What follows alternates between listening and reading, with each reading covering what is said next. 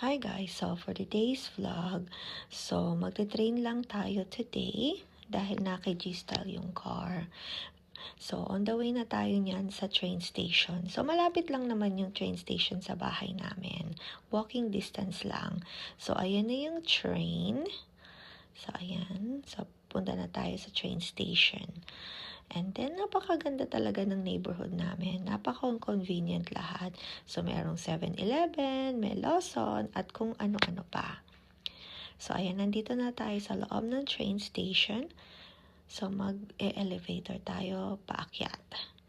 So, ayan. Press lang natin yan. And then, antayin na natin yung elevator.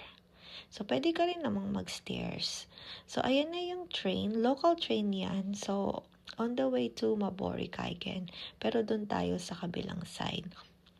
So, ayan. Yung train track. So, antayin lang natin dumating yung train natin papunta sa work. So, one stop lang naman yan. Dahil may express. Ayan na yung mga drinks. So, kukuha tayo ng lemon hot tea. Buti na lang guys, may hot pa. So, ayan.